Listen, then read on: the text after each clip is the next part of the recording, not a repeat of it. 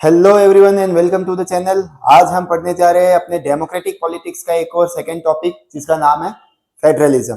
जो first chapter हमने पढ़ा था वो था पावर शेयरिंग का, तो पावर शेयरिंग का ही एक पार्ट है फेडरलिज्म। तो लास्ट जो हमने चैप्टर पढ़ा था पावर शेयरिंग, उसमें आपने पढ़ा था कि there are 4 different forms of power sharing. 4 forms पढ़े थे ना अपन ने।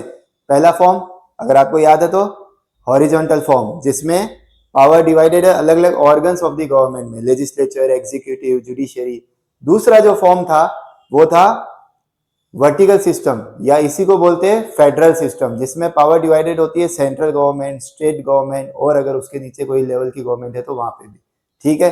तीसरा लेवल जो कम्युनिटी गवर्नमेंट का सिस्टम, और चौथा जो था वो कोएलिशन गवर्नमेंट सिस्टम, जिसमें 2 ग्रुप्स या 2-4 ग्रुप्स मिलके, अलग अलग पॉलिटिकल पार्टीज मिलकर अपनी सरकार बनाए। तो यहाँ पर जो हम पढ़ने जा रहे हैं फेडरल सिस्टम, जो ये वर्टिकल सिस्टम भी बोलते हैं इसको, जहां पावर डिवाइडेड होती है central government, state government and other, अगर कोई गवर्नमेंट हो तो लोकल गवर्नमेंट्स। ठीक है।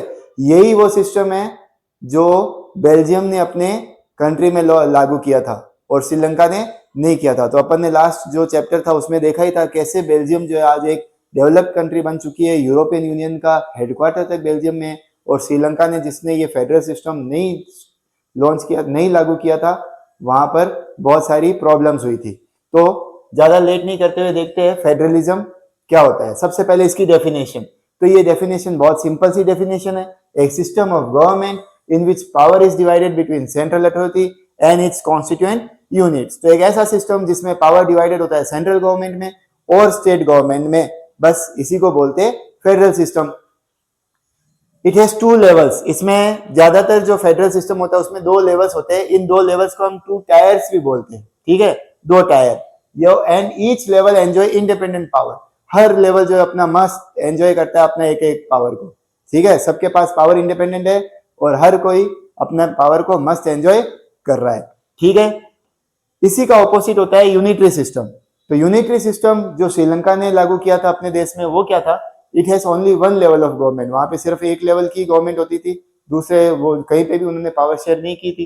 एंड दूसरा जो है, अगर कहीं पे हो तो जो सब यूनिट्स है वो सबऑर्डिनेट रहेगी टू द सेंट्रल गवर्नमेंट, मतलब उनको इंडिपेंडेंट पावर्स नहीं दिए जाएंगे। इसका ऑपोजिट सिस्टम, तो फेडरल सिस्टम का ऑपोजिट हो गया यूनिटरी सिस्टम या मोनार्की सिस्टम। मोनार्की में राजा के पास पावर होती है सिर्फ, वैसे यूनिटरी सिस्टम में सिर्फ एक सरकार के पास पावर होती है। अब हम देखते हैं कि जो की फीचर्स ऑफ फेडरल सिस्टम, इस फेडरल सिस्टम के खास खास क्या बातें होती है। तो इसमें कुछ 5-7 पॉइंट है। सबसे पहला पॉइंट आपको बोल रहा है मल्टीपल टायर्स। बिल्कुल, इसके अंदर एक लेवल तो होता ही नहीं है, एटलीस्ट 2 लेवल होगा या उससे ज्यादा लेवल होगा, तो 2 और मोर लेवल्स। दूसरी बात, सेपरेट जुरिस्डिक्शन। हर एक लेवल का अपना अपना जुरिस्डिक्शन होता है, अपना अपना न्याय क्षेत्र होता है।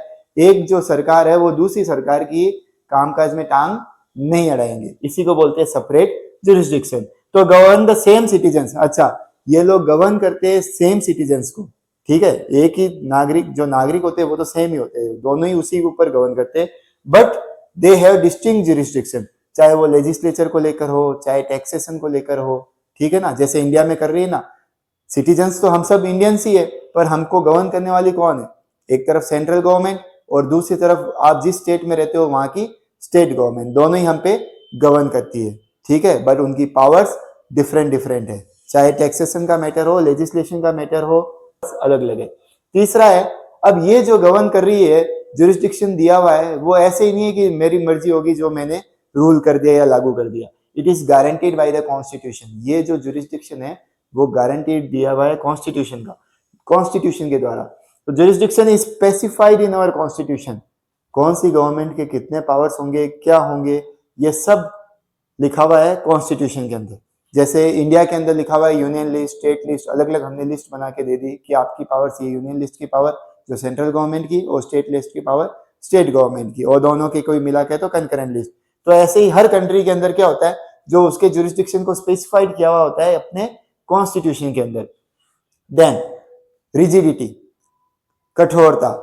रिजिडिटी मतलब कठोरता। तो यहाँ पर क्या है, जो ये फंडामेंटल प्रोविजंस है, जो कॉन्स्टिट्यूशन में फंडामेंटल प्रोविजंस है, it can not be change by any government unilaterally. कोई भी जो केंद्र सरकार है, कोई भी सरकार आ गई केंद्र में और वो आकर एकदम से चेंज नहीं कर सकती इस कॉन्स्टिट्यूशन के जो प्रोविजंस लिखे हुए।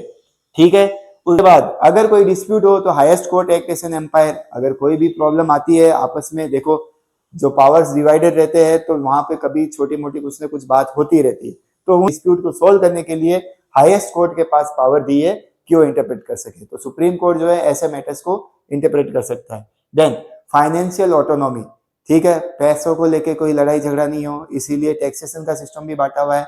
गवर्नमेंट का, सेंट्रल गवर्नमेंट का टैक्स कितना है, स्टेट गवर्नमेंट का टैक्स कितना है, ठीक है, वो सब कुछ डिवाइडेड है। तो sources of revenue are clearly specified, ठीक है, ताकि इसको लेकर कोई लड़ाई झगड़ा नहीं हो। एंड इसका ड्युअल ऑब्जेक्टिव, दो ऑब्जेक्टिव्स को ये पूरा करता है। किसी भी देश के अंदर जो फेडरल सिस्टम है वो दो ऑब्जेक्टिव्स को पूरा करेगा। पहला, to safeguard and promote unity. Unity, आज हम इंडियंस जो है सब यूनाइटेड है एक देश के अंदर। इसी तरह से जो बेल्जियम था उसमें फ्रेंच स्पीकिंग अलग थे और डच स्पीकिंग अलग थे, उन सभी लोगों को यूनाइटेड रखा गया। तो फेडरल सिस्टम लागू करने से ही तो यूनाइटेड रहे। और तमिल में से, और जो श्रीलंका थे उसमें सिर्फ तमिल बोलने वाले और सिंहला बोलने वाले लैंग्वेजेस के अंदर डिस्प्यूट हो गया। तो ये हमारे सबसे जो मेन इसका ऑब्जेक्टिव, जो सबसे मेन ऑब्जेक्टिव फेडरल सिस्टम का क्या होता है, that it safeguards and promotes the unity of a country, किसी भी देश की एकता, अखंडता, इन सबको बनाए रखता है। एंड दूसरा, accommodate regional diversity। और दूसरी सबसे बड़ी बात, हमने पावर दे दी दूसरे को तो वो भी अपनी डाइवर्सिटी को जो है डेवलप कर सकता है। रीजनल डाइवर्सिटी डेवलप होती है, इसको हमने जगह दी है कि यस हम तुम्हें मानते अपना हिस्सा। तो श्रीलंका के अंदर तो उन्होंने अपना हिस्सा माना ही नहीं तमिल्स को। तो अब दो तरह के फेडरेशन होते हैं, एक तो होता है कमिंग टुगेदर फेडरेशन और एक होता है होल्डिंग टुगेदर फेडरेशन। तो ये दोनों क्या चीज है वो भी देख लेते हैं। इंपॉर्टेंट टॉपिक है, जरा ध्यान से देखना। तो कमिंग टुगेदर फेडरेशन कौन कौन सी कंट्रीज में है, पहली बात तो ये आपको याद रखना है। तो यूएसए के अंदर है, स्विट्जरलैंड और ऑस्ट्रेलिया, इन तीनों में तो कमिंग टुगेदर फेडरेशन है। और अगर होल्डिंग टुगेदर फेडरेशन पूछे तो ये है इंडिया, बेल्जियम एंड स्पेन के अंदर। अब सबसे पहले इनका मतलब समझ जाना कि ये मेन मतलब क्या है इसका, तो अपने आप दिमाग में आ जाएगा, वरना बहुत कंफ्यूजन होता है दोनों के अंदर, कमिंग टुगेदर और होल्डिंग टुगेदर एग्जाम के अंदर। अब कमिंग टुगेदर मतलब होता है बड़े बड़े स्टेट्स एक साथ आ रहे हैं कि भाई हम सब मिलकर एक पावरफुल देश बनाए, उसको बोलते हैं कमिंग टुगेदर। तो जैसे आज अमेरिका है, तो अमेरिका में क्या हुआ था, इंडिपेंडेंट स्टेट्स ज्वाइन वॉलंटरीली, अलग अलग बड़े बड़े स्टेट्स थे, उन सब ने आपस में मिलकर डिसाइड किया कि हम एक पूरा नेशन बनाए, इसको बोलते हैं कमिंग टुगेदर। आए ना वो लोग तो कम, ठीक है। Then states have equal powers. अच्छा, स्टेट्स जितने भी आए थे वो सबके पास इक्वल पावर्स होते हैं and are strong vis the federal government, और ये उतनी स्ट्रॉन्ग होते हैं जितनी फेडरल गवर्नमेंट के पास पावर, मतलब इसमें पावर जो है डिवाइडेड है बट सबके पास इक्वल पावर है, ठीक है। होल्डिंग टुगेदर में क्या होता है, जो बड़ी कंट्रीज होती है, जैसे आज इंडिया एक बड़ी कंट्री है, तो हमने क्या किया, हमने तो पावर दिया है होल्ड रखने के लिए ताकि अपने स्टेट्स को अपने साथ होल्ड रख सके। तो जैसे इंडिया, बेल्जियम और स्पेन, ये तीनों के अंदर होल्डिंग टुगेदर है। बेल्जियम ने भी क्या किया, पावर को बांटा है, वो एक कंट्री पहले से ही था पर उसने पावर को बांटा था। तो large country divides power between state and central government.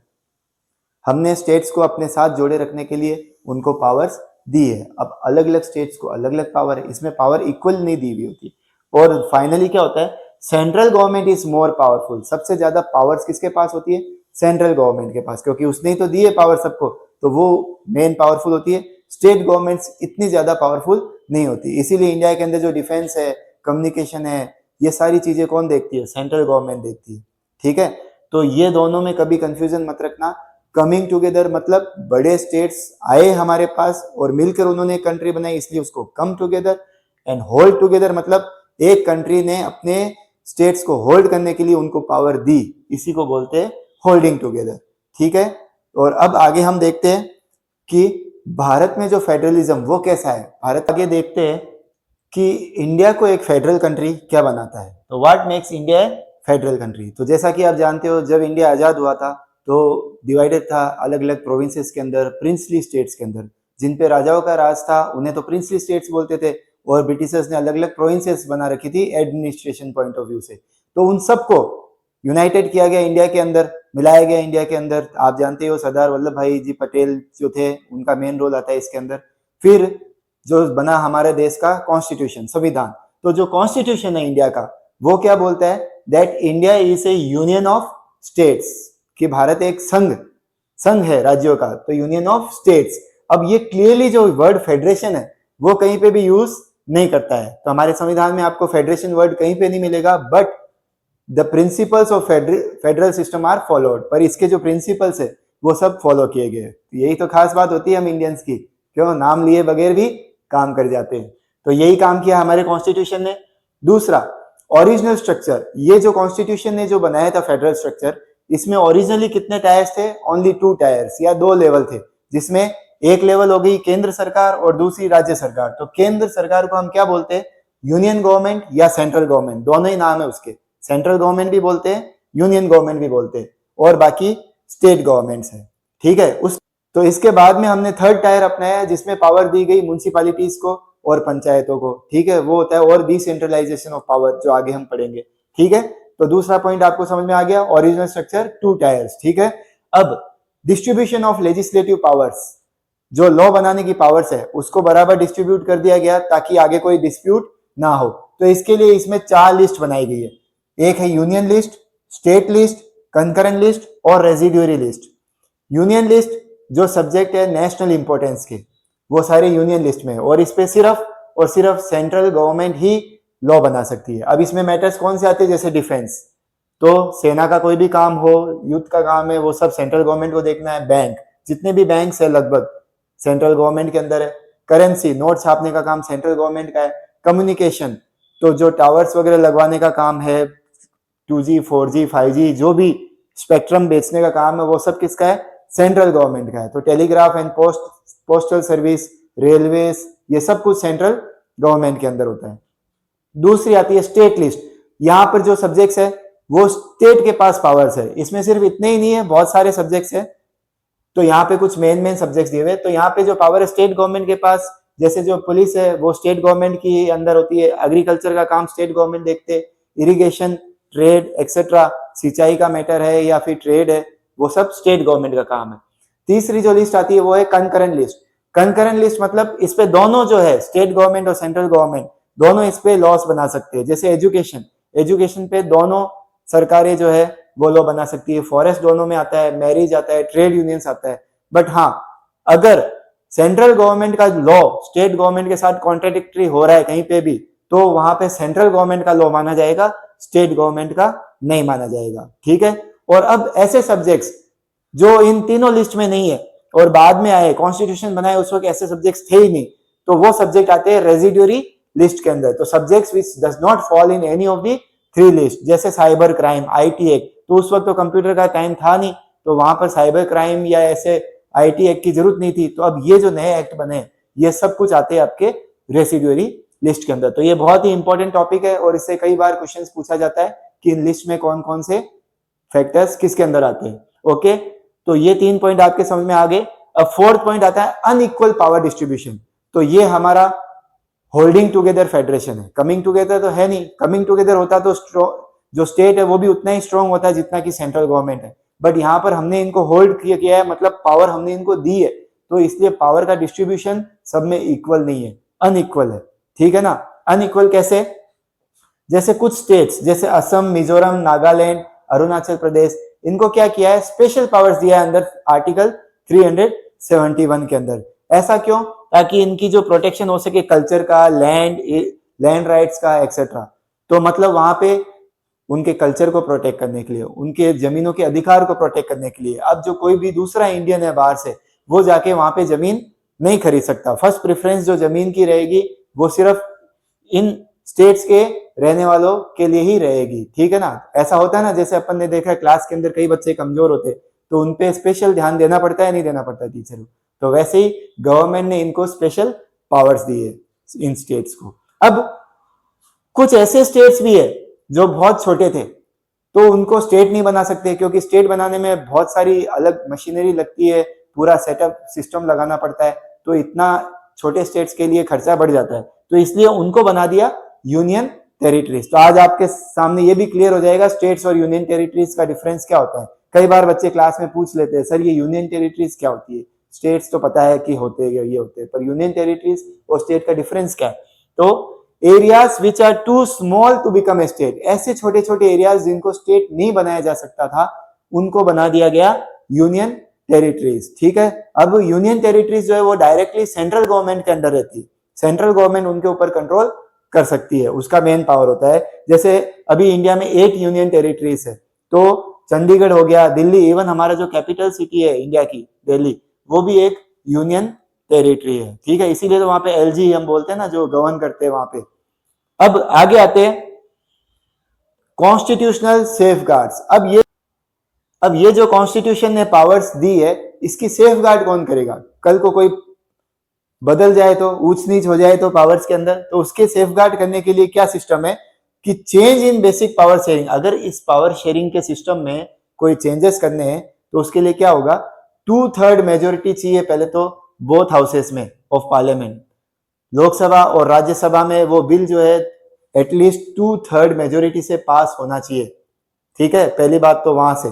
फिर अगर दोनों हाउसेस ने पास भी कर दिया, then it should be ratified by at least half of the state legislatures. फिर जो राज्य की विधानसभाएं होती है, स्टेट लेजिस्लेचर्स होते हैं, at least half of the state legislature में वो लॉ जो है पास होना चाहिए, तब जाके कोई चेंजेस कर सकते हैं। तो देखा आपने, बहुत ज्यादा रिजिड बनाया है इसको, इतना कठोर कि हर कोई ऐसे भी इसको चेंज नहीं कर सकता पावर शेयरिंग के सिस्टम को। और दूसरा पॉइंट, अगर कोई डिस्प्यूट हो जाए तो judiciary looks at the implementation of the provinces. अब ये प्रोविंसेस बराबर तरीके से चल रहे या नहीं चल रहे, उसके लिए जुडिशरी है अपनी, हमारे सुप्रीम कोर्ट, हाई कोर्ट, इन सब को यही है कि जो प्रोविजंस है वो बराबर चलते रहे। और अगर कोई डिस्प्यूट हो जाए तो उनको सॉल्व करने का जिम्मा भी हमारी कोर्ट्स के ऊपर है, जुडिशरी के ऊपर, जिसमें सिर्फ high court and supreme court, इनके पास ही होता है ये पावर।